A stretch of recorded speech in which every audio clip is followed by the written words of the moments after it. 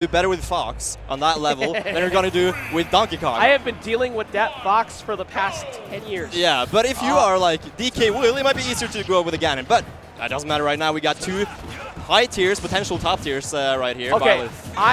I have been trying to scream for a long time.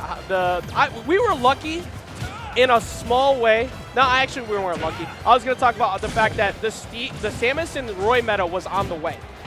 We looked back at LMBM like 2 years ago, I think it was now, the one that Quid won, where there were, I think, 4 of each in that top 16, and we were heading that direction. Then Steve showed up, and Steve said, "Oh right, I destroy Samus," and a lot of them started to disappear. So we kind of had like a blessing and a curse almost with the arrival of Steve. This character is absurd. Yeah, but well, it's crazy that we live in a world where we're lucky to almost have Samus as a dominant character. As the lesser of two evils. Because I would rather have Samus at this point. Yeah. Honestly, I love watching the good Samus play. I know that is not a very common, likely felt thing, but when you watch the way Siski play, or any of them really, any of the really good ones, it is so crazy watching their movement, watching their charge camps, watching the way they work. And the same thing with the Byleth.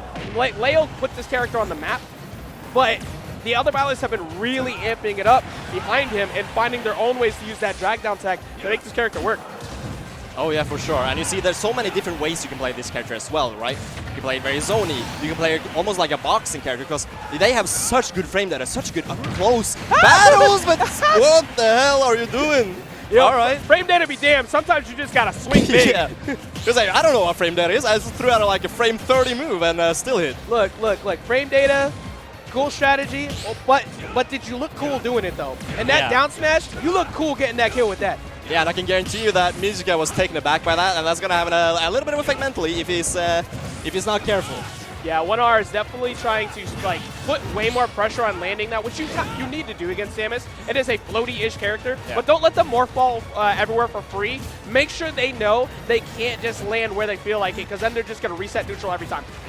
It's really interesting using this neutral B from Byleth though to just kind of keep Samus at bay, or like at least making the zoning less scary, right? Exactly. It's just a check. That's all it is. It's just meant to make you go, hey, I'm not going to let you do that every time for free. Granted, it's not as threatening as charge shot, but you still need to put that fear in them. That way they don't just go for that every time. Yeah, and it stops the charge shot. It stops every projectile they can send out. So it means like, I can stay here. I can chill here. Very important thing too is that Samus players use that charge shot as a way to make you approach. That right there, getting hit by that, makes them so they can't stare at you, wait for you to approach, drop shield, put up shield, go for a grab, or shoot you. Like, they don't just get that free neutral win anymore. They now have to second guess it because there's an arrow flying at their face. Yeah, saying, I am not playing your game, you're playing mine right now. And up close here, 124 though, being like slowly racking this percentage. It's terrifying for Mishka right here. Mishka like walked right back into the sweet spot of that too. I'm kind of surprised Mishka didn't die, but Samus decently heavy enough to be able to avoid that. One good back air though, one good aerial pretty much takes out Samus at this point. Yeah, I mean Mishka started like slowly charging these charge shots, right, and just parrying these arrows, just taking their time, just being very, very careful and not forcing anything. I think that's a big part of fighting Byleth too, because the main thing about trying to play around Byleth is get them to commit heavily and miss space like that. Yeah. Unfortunately, did not get anything out of it. Okay, this is a terrifying range, so we can talk about this range that Byleth is so strong in. It's kind of the range where Samus wants to be sometimes as well. Yeah. Like out of that burst range, but that burst range is like so, or this walling range almost is just so large and so terrifying to deal with. It eventually took to get a sour hit, but to finally be able to get a kill, and we're actually just reaching the 3-minute mark too. There's been a lot of respect between these two on who wants to break first, because they know they both want to play almost at the exact same distance. Yeah, and this deficit though is going to be a little bit of a, like, you feel like you have to do something now, right? Yeah. But if you try that, you're going to be playing their game, and that's exactly what you don't want to do. Which is so funny because you said it so on the money. You're forcing them to play your game, and which means you've won because you got Samus to approach you. Yeah. They have no other choice. And now they are doing exactly that off stage as well, going for the edge guard, but he almost had it perfect. He decided to go back onto stage instead of trying to drop down a little bit lower to go for the up B while up is stock. you don't want to throw away one for free, but you still had to jump, so you could have afforded to drop a little bit lower to try and snag that and get that kill at 64. Yeah, and I don't hate the idea at all. It was definitely right idea, just a little bit off, and still though, you got a pretty good lead here. So I mean, no harm, no foul right here. If you just keep playing that patient game that you've been so good at earlier. And remember, don't fall for the same thing you were just talking about they successfully did. Don't start. See, that's a I need to make a play type move right there with that down smash. Yeah. You had the percent lead. You had no business needing to make a big play like that. You just need to simply keep poking, and now all of a sudden Mishka has a lead. Yeah, it's that I need to end this now rather than I need to end it when it's safe. And that's where you need to be really, really careful. And now suddenly at a deficit. I mean, Mishka's definitely going to take that all the way to the bank. Yeah, it just happens to everyone too for Robbie. You already know, like, you're in bracket, you're feeling the nerves. It's game one. That was a massive one. Whoa. So that just made a huge difference. That did not make a huge difference in damage at all, actually. Now all of a sudden we're back to pretty close to even. Oh yeah, all right. A little bit scared there, rolling behind such a scramble situation.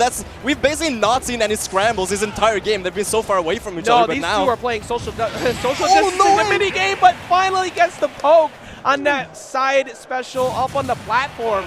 That, like, we already saw earlier that he was able to get him to accidentally walk into it, and a lot of whiffs on those. All that matters is the one that's the most important hits, and that's exactly what happened at the end of the game. And that was game one? Like, I got a bit confused. Like, oh, that was game one. All right. I would like to submit my personal request for the match. I'm going to redeem my channel points. Can y'all pick a smaller stage, please? Please go to Smashville. I would like to see the two of you fight. Oh yeah. Thank you very much. But at the same time, though, do you think 1R? They're playing the matchup perfectly too. Like, do you think 1R wants to be like up close to Samus, where the up B is so scary? That up air leads to crazy combos. Also, contrary to popular belief, taking Samus to Smashville is actually a bad idea. Like, you would think so with like, oh, smaller stage, right? I think it's better to go to small battlefield over that any day, and even then, that's still being risky. Samus doesn't really have bad stages, but Samus does have an obvious recovery sometimes, and that got destroyed. Oh, holy hell. But, you know, that's what makes Samus so strong, though, is that, you know, they can zone, but when they're up close, they don't break. So you gotta be really careful with that. And I'm seeing 1R start to go for some heavy mix-ups on breaking defense now. Yeah. You saw how he delayed that nair into the next air, and then he brushed with the up air. He's not backing off anymore. The last match, he only went for like 2-hit interactions and then dipped. Yeah, but that one hard read, though, is gonna make such a huge difference as that big lead. And we saw that slow play they did earlier, right? That's so much stronger when you got an entire stock lead up and then down smash. All these callouts on the spot dodge, on that low recovery. Oh, okay, you gotta calm down here because you're getting a little bit too... Yeah, I think he was expecting Mishka to like panic air dodge there, but that ended up going above him. Luckily for Mishka too, he's like, you know what? I don't feel comfortable about dropping through with this down air. I feel like I might mess it up, so we're just gonna reset the situation because that could have accidentally been another early kill. Oh yeah, because when you see those types of smash attacks, you often go for those knee-jerk reactions, right? Oh shit, I gotta air dodge. Yep. Like, oh no, I gotta jump away or like something. Oh my god, and the punish on the neutral get off. I don't know if you saw it. I always look down at the camera to watch people. 1R had the biggest grin, the most evil, shit-eating grin you have seen all day. Just like, yeah, I'm winning. I got this. Yeah, but you can't get too comfy.